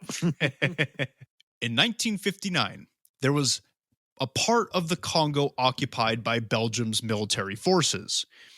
One Colonel Remy van Lierde was in the Belgian Air Force at the time and was stationed in the Congo. While on a helicopter ride just above the tree line, he spotted a massive snake on the ground. And he estimated this snake to be about 50 feet in length and had a head which was estimated to be 2 to 3 feet wide. Now, does that sound familiar to you at all, Tess? See what my penis looks like? It's definitely. I mean, if we change feet to inches, maybe. Dude, hey, 50 inches, man, that ain't bad. That's what is that, about a little over 4 feet? What happens if we go Centimeters? Yeah, I was gonna say 50 centimeters to inches. Still 19 inches, man. I mean, God shit, damn it. I can't lose, baby. I can't lose. What if we go to millimeters? Okay, yeah, 1.9 inches. No, that's go. more accurate. Yeah. A little bit more down to earth. Oh my god. Now, Lierde was all. Fuck, let me redo that. Lierde also described the color of the snake as being typically boa-like, so dark green / brown scales on top, and an off-white, almost like yellowish tan underbelly. So some of you out there might be wondering, how did he get the chance to see the underbelly to describe it? Well, upon first sighting this snake, he told the pilot to circle back around and get lower, much lower, so we could get a better look at it. And they did just that, and when the helicopter got close enough to the snake, it lifted up the top 10 feet of its body as if it was going to strike at the helicopter. And that is how he saw the underbelly. That is some Indiana Jones fucking fucked up monster attack bullshit. That's scary. Here's how I feel about this. I like snakes, but even this freaks me out. Oh yeah, the fact that it's 50 feet tall and can lift itself, because snakes can do that. They can lift themselves up. They're like all muscles. If you've ever felt a snake before, that shit's like, you feel it all moving and whatnot. But like, to have the 50 feet of snake, or at least 30 feet of it go up, yeah, that could easily smack a helicopter out of the air. And it's frightening. That's terrifying. Yikes. So when it looked like they were within the strike zone of the snake, which they probably were right at that point, Lierde estimated that the snake was so huge that they could be knocked out of the sky, and he told the pilot to like dip the fuck out of there. Like, it's okay, we got our sighting, let's bounce. Mm-hmm. Now, because of that, we don't have evidence of this. Didn't seem like the kind of like a trip, like you're not going through like a safari trip where you could just snap pictures and shit. Like, you're about to be taken out of the air by a 50-foot snake. So they just left without getting evidence, of course. Right. But if this sighting is real, it would put this snake in the Congo right up there with one of, if not the largest snake in the world. Yeah, and that was one of the, like the other one. It sounds to me like this isn't completely impossible. Like, cryptid or not, like it could just be, like I said, gigantism is a thing genetically where something in your DNA gets fucked and you just get way bigger than Andre the Giant. He had gigantism. That man's like a beer can he could hold between his thumb and his forefinger. Yeah, man. Okay, people, let's move on to the next one. And to be fair and to be frank, this one was a bit difficult for me to look into, because I don't know if you guys knew this or if you could infer from our conversation earlier, but I have major arachnophobia. It's one of the most, I think, common phobias. Yeah, so that's why I don't feel too bad in admitting it. I'm not perfect, as many of you out there might think, right? I'm fallible. Well, that's like somebody being like, "Oh, I have a confession to make. Like, I'm into MILF porn." It's like, yeah, of fucking course you are. Like, Now, my arachnophobia might be a little extreme. I won't bore you with the details, but know that I have a pretty bad case. So I did this for you guys, all right? Because when looking into this cryptid, I had naturally when you Google things, pictures pop up. Okay, yeah. and even the pictures make me jump, and I can't handle it. I turn into a little schoolgirl and start crying and screaming. So I did this for you guys. Yeah, you could handle watching a video of a man getting beheaded. That's different. Is it though? Yeah, because I mean, I don't know, man. It's just different, all right? Because like, if I see a picture of a spider, I fucking jump. When I see a video of a guy getting beheaded by the cartel, Mike, he probably deserves it, right? He probably fucked over the cartel. I mean, guess. I shouldn't say he deserves it. I should say Yeah. he had it coming and he fucked up. Yeah, you play with fire, you get burned. You know, if you mess with the bull, you get the horns. Whereas with spiders, there's no human element to it. Is that maybe something that has to do with it? Of it's just let me explain my problem with spiders. Okay, I'll explain many of my problems. First off, nothing on this fucking and on God's green earth should have 8 anything. It has 8 legs and it's got 8 beady ass eyes. Okay, that should not be the case. Ugh. Do you concur? I mean, that's not it. I mean, and then it's weird. How do you feel about that? I mean, don't get me wrong. I'm not a huge fan of spiders, but like that to me, that's not a level of abomination that disturbs me. I'm more scared of like like possessed things, which like I guess is just you could technically formulate that as like, oh, so if you saw somebody with leprosy and somebody told you they were possessed, you just run away. Maybe. So maybe I'm the asshole here. I don't know. Also, riddle me this, Tasker. Why would something that is essential? I know bugs, and I know some fucking nerd out there is going to be like, oh, spiders aren't bugs. They're not insects. Whatever. They're all kind of the same. All right. Why would they have hair? It's unnatural. It's creepy. Ugh, bro, just like fucking talking about it is creeping me out, dude. Okay, one last point before we move on then. Is it so the whole fact of them possibly being venomous, is that like a big part of it, or is it just their appearance and everything? It's just the appearance. I don't care about the venom because I like snakes and stuff. I know some snakes are venomous. Right. It's the appearance. They are abominations, and I think I know that hippies and fake scientists will tell me that having spiders on Earth helps keep certain bugs and pests in control. I think they're all full of shit. I think we need to eradicate every single arachnid on this planet, including scorpions. The spider Hitler, huh? Is that? That's it, man. That's it. I'm doing it. I am now announcing that I'm picking up where Hitler left off, but I'm switching my focus to spiders. One of these days, we'll just have to make a big project of just like cutting out all of our little best bits and turning it into the worst episode possible. We're just like, it just starts off as like, all right, guys, I'm taking up the mantle of Hitler. And then it's just that's the beginning. But what I said is 100% serious. I fucking hate spiders. So I did this for you guys, okay? Yeah. Now where else would we be? Where else in Africa would they have these spiders? The Congo, okay? Congo. Fucking something's going on in there. Something's in the waters. And this cryptid's name is the Jaba Fofi. Jaba Fofi? I don't know. I was gonna say Fofi sounds like 4 feet. Like 4 feet. It's got 4 feet. Hey, that bitch is about 4 feet away from me. That was racist. Let's move on. Nice. You can cut that if you want. Yeah, maybe. Okay, so the Jaba. I'm just going to call it a Jaba. This creature, as you would have guessed from my little rant, is a fucking spider, okay? Specifically, these Jaba spiders' behavior patterns matches that of what we know as trapdoor spiders here in America and such, which is also a fucking nightmare, right? And I'm not even talking about cryptid spiders, and it's still a nightmare for me. Right. These assholes, they dig holes underneath tree roots. I'm talking about the Jaba. What they'll do is they'll dig these big holes underneath tree roots, and then they'll cover them with their webs and leaves, and they can actually camouflage in these leaves as well, like camouflage their skin or whatever the fuck they have, their shell. I don't know. Yeah. Fucking Exoskeleton. disgusting.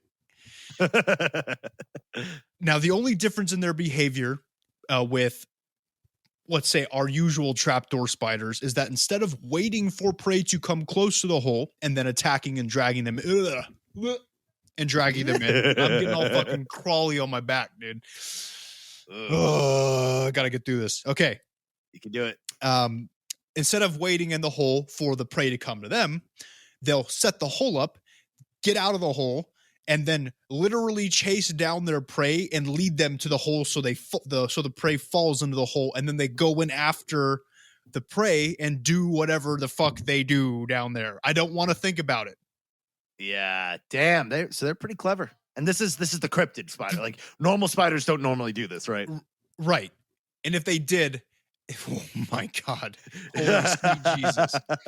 Just firebomb everything till it's over. Yeah, I don't feel good, man, talking about this. I feel nauseous right now. Okay. So now let's talk about their physical appearance of the jabba. Like I said, guys, they're spiders. They have 8 legs, 8 beady eyes. Like I said, no creature on Earth should have this. It's unnecessary, and either God fucked up or it's just a sick joke that he's playing on us. Okay? Yeah, I'd lean on joke. Fucking asshole. Anyway, right? To make matters worse with the jabba, they are huge. Okay? So I would say they're huge to Tasker. Okay? Because to Tasker, what do you think a big spider is?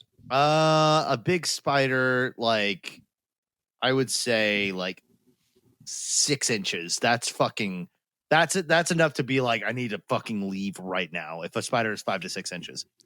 Okay. That's why I'm bringing Tasker into this, because we need to put some perspective on this. That's big for Tasker. For me, a spider that is big. Okay. Doesn't matter what fucking size it is. If it's a spider, it's big enough and I won't deal with it. Yeah, actually, I'm more even like 4 inches. That's still pretty fucking 3-4. That's still too big. If it exists, in my opinion, if it exists, it's too big. Okay, that's just the way it goes. Now, when I say these jabba are big, they're fucking massive. Okay, to both of our perspectives. So, in these sightings that have taken place, they have ranged anywhere from 2 to 4 feet wide. Feet. Okay, so my computer tablet that I use for art and stuff is 21 inches, and that's like, across, like, at the X diagonal. So that would mean this spider is like almost like it's like about 0.5% bigger than or that. More if we're going, because it ranges from 2 to 4. Imagine a 4 foot wide fucking trapdoor spider. Woo! Yeah, that sounds like the worst day ever. It reminds me, was it Harry Potter? One of the movies has a spider in it. I think Lord of the Rings too. They both did, right? Yeah, I think Lord of the Rings was Shelob, and in Harry Potter it was, I don't know, but it was like a giant spider who could command other spiders. Okay. I think it was the Harry Potter one. My grandmother took me to that movie in theaters when it came out, right? I was quite young. Oh no. Of course, I never read the books, so I had no idea that was coming. When it did, I fucking left the theater faster than you could ever imagine a little kid run.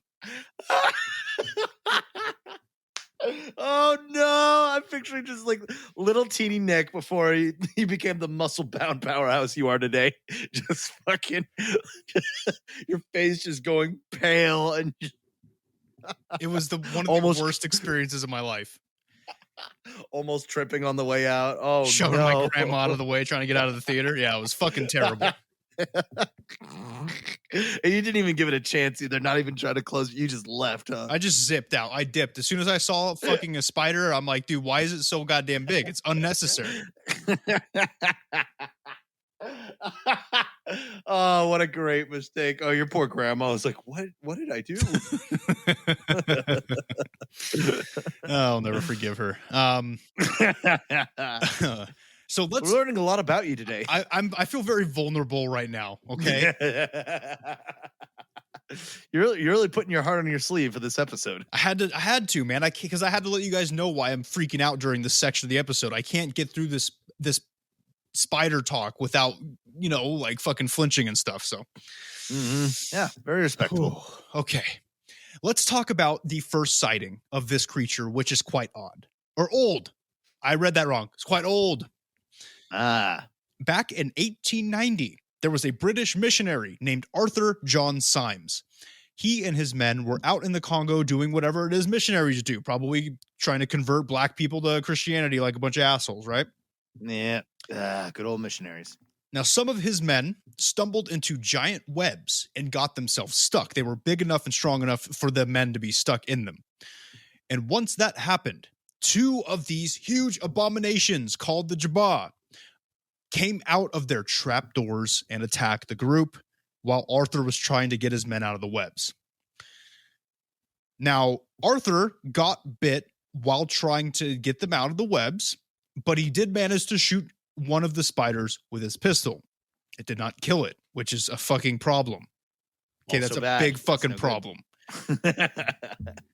God, that's horrible. Dude, I felt something on my foot just now. I almost pissed myself. Okay. The podcast first. I hate this. Why should have made you read this section? Okay, we'll get through it. You've come this far. It's the light at the end of the tunnel's there. Okay. Now, shortly after being bit, he developed major flu-like symptoms and died not long after he developed said symptoms. There have been a good amount of sightings since then, at least from Westerners, aka white people who visit the area to do research on cryptids in the Congo.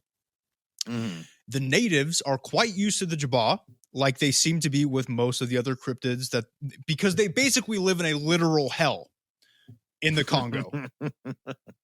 I imagine there's some very unfriendly parts of the Congo.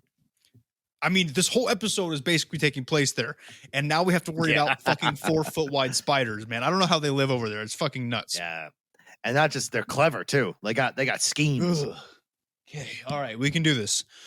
All right. Anyway, up until recently, there have been sightings, and there was even a video posted to YouTube in 2013 claiming to have captured the Jabba in the recording using night vision trail cameras.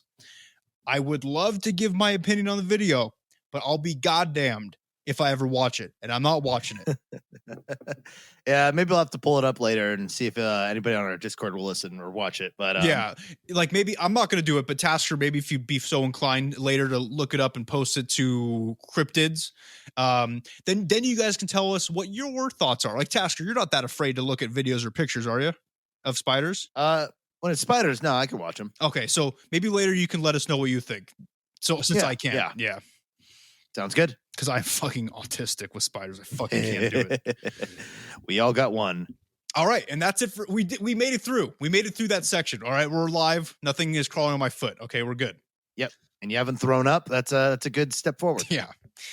So enough about spiders because that was not groovy, but let's move on to some more cryptids, which we don't know a whole lot about, but they deserve mentioning.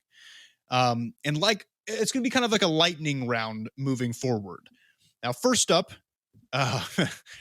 we have the Algerian hair viper, aka Tasker's penis. Accurate. Now this one is. Yeah, take that in your pipe and smoke it. Yeah, man, you just ran with it.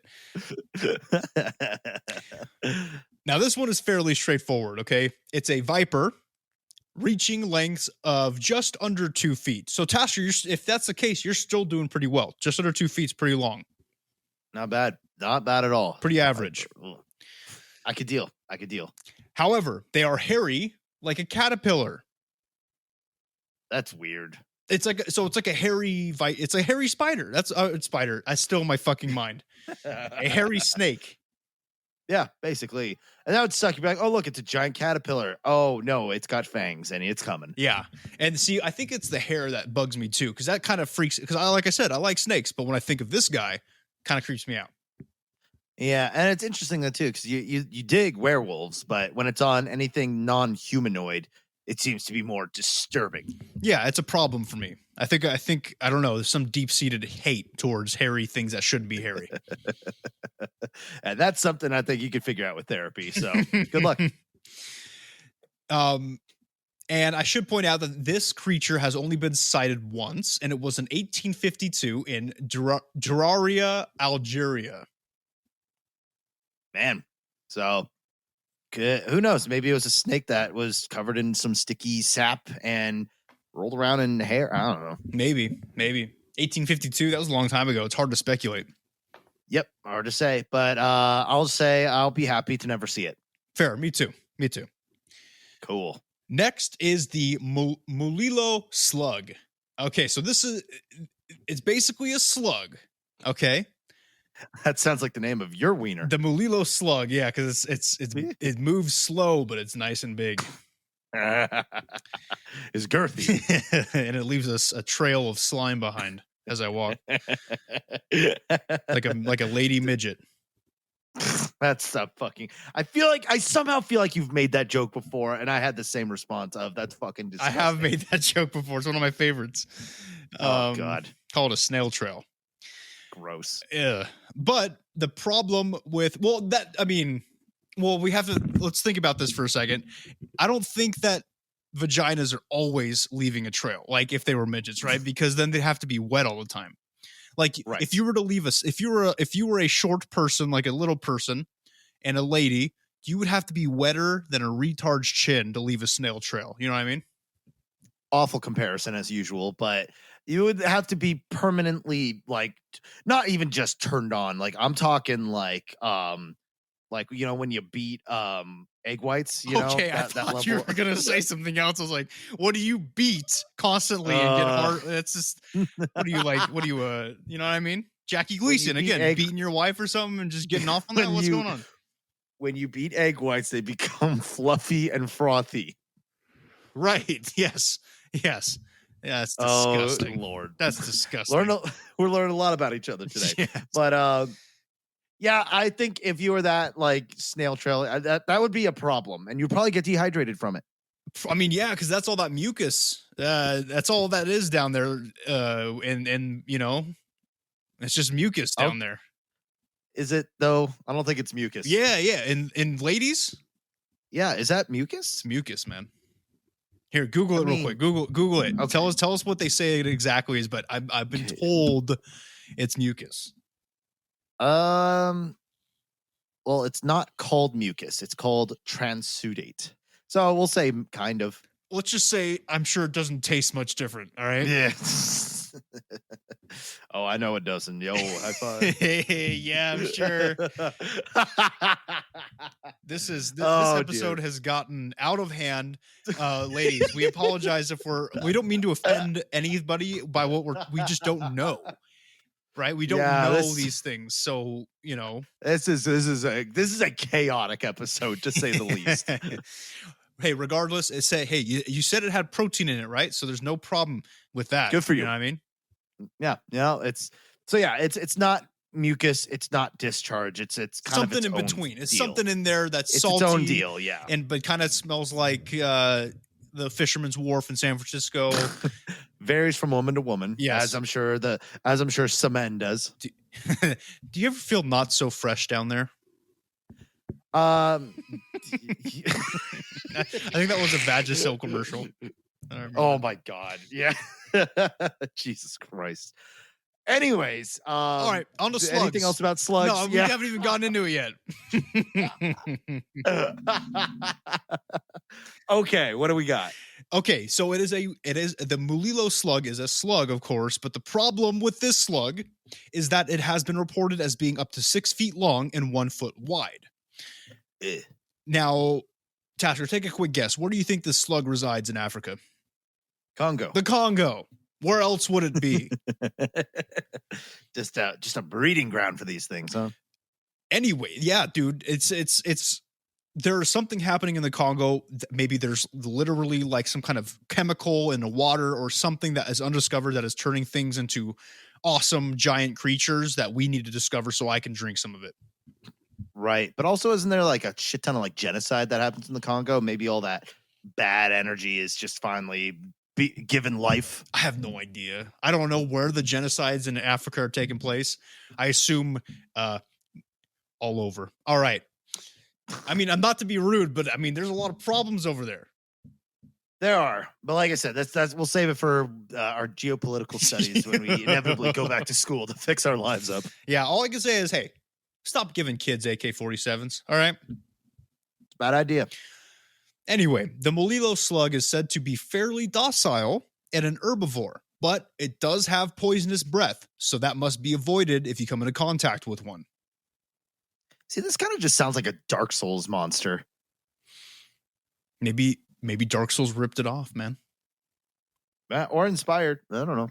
It also is said that natives in the past have tried to trap and kill the slug to take advantage of its skin, which is also said to have magical properties to it.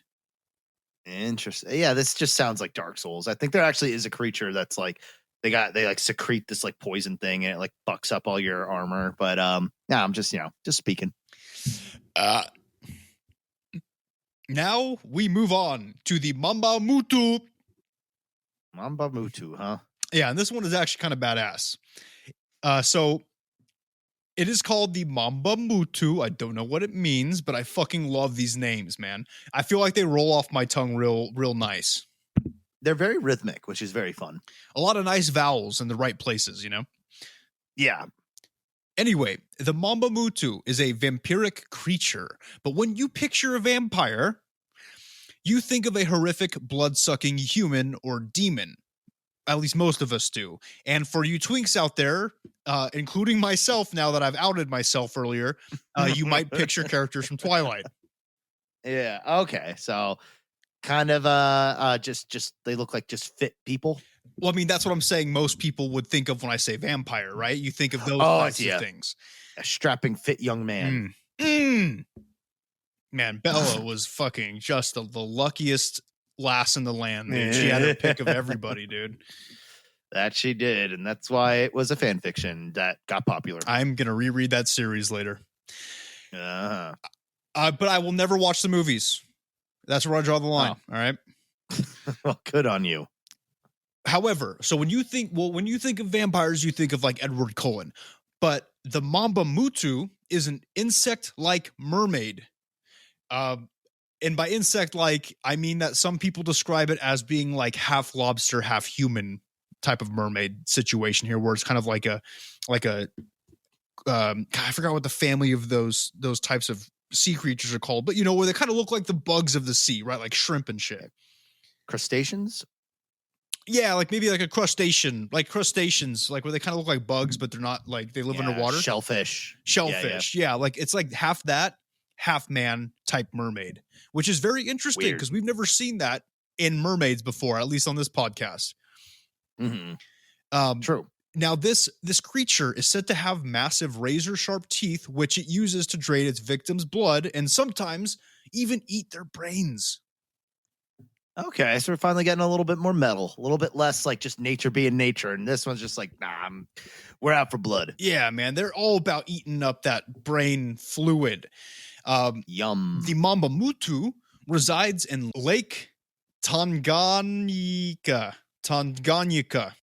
Yeah, I'd say that passes. And it also resides in Lukunga River, both of which are in, you fucking guessed it, the Congo. Classic Congo. And finally, we come to what is known as the Nandi bear.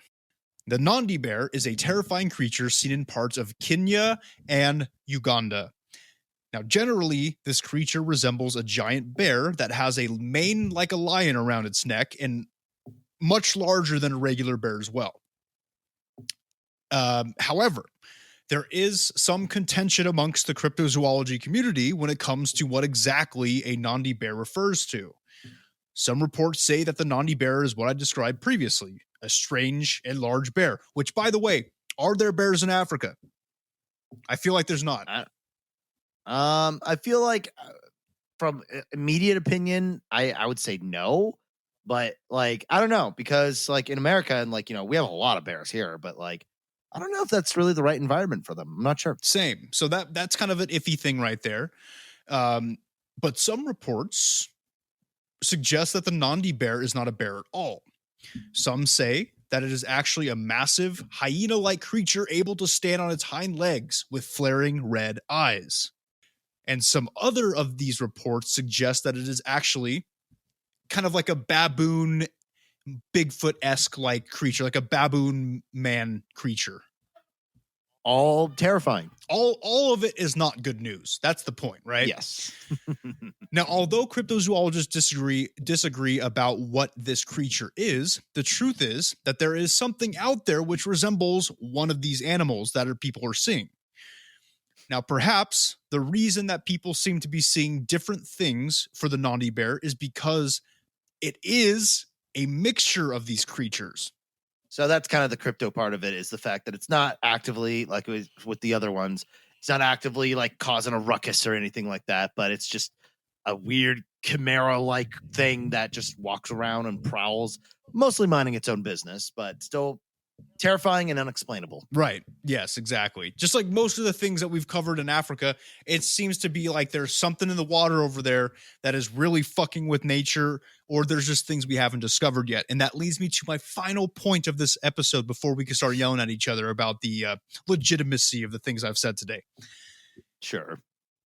To close the information in this episode before we yell at each other, I should say that, you know, there are some haters out there who will say that this is a bunch of bullshit.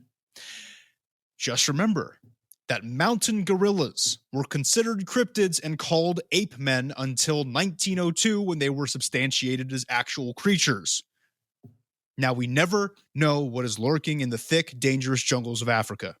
Drop mic. Well, yeah. That's the thing, is I know you probably expected me to be like, oh, this is fucking horse shit, but I'm actually fairly surprised at how grounded a lot of this is. How a lot of this is actually fairly possible. Even the spider one that has like the tricks. I mean, the bear thing, like, yeah, the slug thing, gross and weird, but possible. Blood-sucking demon. I mean, half lobster, half human. That's a little weird. Okay, that's the one I'm kind of like, probably. Mamba Mutu, was that it? Mamba Mutu. Mamba Mutu. Yes, that's well said. That's the only one I'm kind of like, that sounds like made up. But the rest, it's the Congo jungle. There's a bunch of shit. Like, I mean, I go back to the whole idea of like, in like the trenches of the ocean, there's parts of it we haven't even explored or even seen or even like researched yet. And it's like, I'm sure there are places in there where these things might not even be alive. Maybe it was just a special case. It lived out its days, died off, and that's the end of it. Who knows? But I do think it is very fascinating. I think that's kind of what makes it more creepy is, yeah, maybe they don't have magical ability to stalk you and mimic the voices of your loved ones. But it could also, when a snake can come up and knock a helicopter out of the sky, that's enough of a reason for me to, really appreciate the AC home that I live in right now. Well, I'm going to be honest. I was not expecting you to roll over and let me pet your belly so quickly on this topic. I was expecting you to say that all of it was crap. I'm citing damn nature, you scary. That is my angle on this. And that's fair. And I personally, now, do I believe all of these creatures exist? Yes. Why? Because there is something going on in Africa, specifically the Congo. I personally believe there's something in there that is either turning already known creatures into fucking monstrous creatures, or something in that patch of the Africa that is allowing creatures from the past to live and carry on, like Mokele Mbembe, right? That's a dinosaur. But they're saying that there's still dinosaurs walking in the Congo still. So there's something in there allowing these creatures to either live on or to evolve into much bigger monstrous creatures. I think there's something there, man. Well, and I'll riddle you this. Say, for the sake of argument, that is the case, that there is some sort of like life form or plant life or some chemical, whatever, that is like responsible for the rapid growth or expansion or, changing of DNA, et cetera, et cetera, et cetera. If that were the case, that does not bode well for the future of our species, because you can goddamn bet they're going to get it. And we got Umbrella Corporation, basically. I will be the first person to try whatever it is. If it's a plant, I'll eat it. If it's a water source, I'll drink from it. I don't care if it's a bite from a certain animal or a bug or something, I'll do it. Let me try it first and see what it does to me. I'll be the martyr in this situation. Yeah, because it can either go one of two ways. It's either an umbrella corporation is born or Shield, and now we have super soldiers. And dude, who would make a better super soldier than me, dude, with my knowledge and with my slight prejudice against certain groups of people, right? I'm just kidding. just perfectly built for the military. No, Wow. man, but I'm glad that we're kind of on the same page here. That's very rare that happens, and when it happens, it's very nice. Yeah, if there's anything I've ever learned in my life is just don't underestimate nature. Like I said, there's not a whole lot of magic shit going on. There's not a whole lot of like when the furthest it goes is just a clever animal. Like I wouldn't put it past it. I believe it. And I know very little about Africa in terms of like its like animal life and all that stuff and what it's capable of or how deep it goes. So yeah, I actually am in the except for crab mermaid. I don't think that's true. But other than that, I'm kind of it's like I could see it. I not only do I believe that they're all real, but I hope they're real. I hope that they're found soon, so us cryptozoologists can finally get some goddamn recognition and stop being called like tinfoil hatters. The only one I hope is not real is, of course, the Jabba, the fucking giant spiders, because regular size spiders are already like completely like unnecessary in my opinion.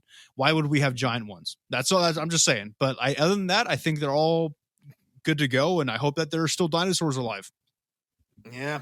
And who knows? I mean, like we said before, with like extinct things, there are some things that have come back, some things that we had no idea even survived. That's another, even with the dinosaurs, it's like, it's a hard maybe. We just gotta be a little bit careful because I know our boy Count Chocula is a bit of a poacher, and that's a big problem in Africa. And we want him because also too, we don't want him to poach the dinosaurs for his own game, but also too, like, dude, if that gigantism, magic, whatever's there, he's going to be the first one to get it.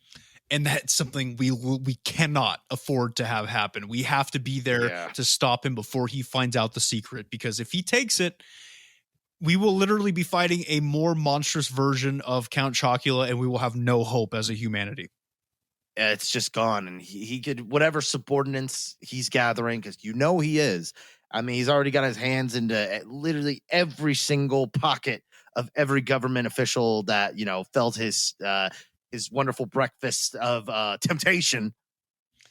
It's not good. We don't want that. So as you might imagine, Count Chocula episode's still in the works. Mm-hmm. We're cranking hard. We're really getting it together. We're really doing what we can to bring down this monstrous, pedophilic, violent beast of a creature down.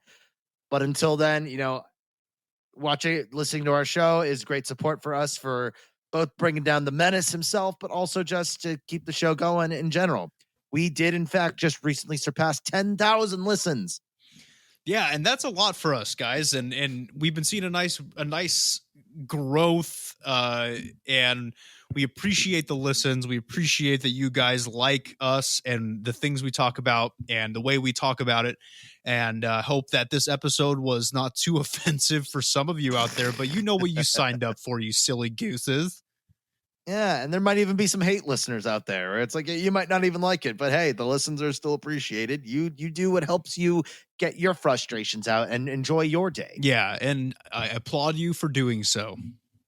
Yep, and of course, once again, shout out to Columbus, Ohio, which is by far our highest listener base out of everywhere on the planet. So, good job, guys. What in the Kentucky fried fuck is going on over in Columbus, Ohio?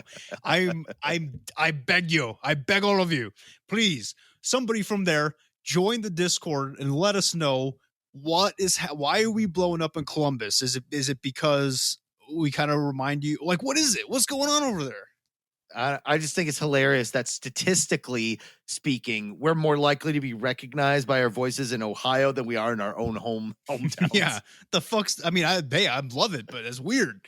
So that means if we start doing live shows, the first place I thought we'd go to like our hometown, or we'd go or some Los Angeles something. But no, apparently we're going to Columbus, Ohio, which is fine. So let us know the good tourist stops. Yeah, find us. We'll grab a beer with you. Oh my God. Well, of course, thank you all for listening. Glad to hit this 10K milestone with all you guys. All of this is word of mouth. Whole show is independent. as of now of this recording. And If it that will ever changes, continue to we'll very high chance, especially after this episode. We might just permanently be stuck in that position. But hey, you know what? We enjoy doing it. We have fun recording these, and we hope you enjoy listening. So if you're on iTunes, if you could hit us with a 5-star rating and review, that'd be super appreciated. Spotify, if you want, you can click that follow button and get notified of new episodes that come out every single Wednesday. Instagram is at CEOTPK. Our YouTube is Close Encounters of the Podcast Kind. Twitter is at CEOTPK1. You can go to our Facebook, Close Encounters of the Podcast Kind, facebook.com/CEOTPK, where you will find all of these links and the below. You can email us at ceotpk1@gmail.com. Discord is discord.gg/lowercase b, number 6, capital C, capital T, number 5, capital M, capital X. Again, the easier way is just go to the Facebook. The link will be right there. If you feel the need to donate, we do have a coffee, ko-fi.com/CEOTPK. Anything is appreciated, but don't feel the need, don't feel it's necessary, don't feel it's essential. Yeah, your listens are just gift enough. And we do appreciate you listening. And look, guys, whether you think spiders in general are a necessity to us as humans, or if they're not, the truth is out there. Yeah, prejudice on 8-legged creatures aside, I think we're all hoping it's not. Yeah, because that is exploitation. That's dope. But when it comes to exploiting minors, that's not dope. See, yeah, in America, we're built on the exploitation of the worker, not the child.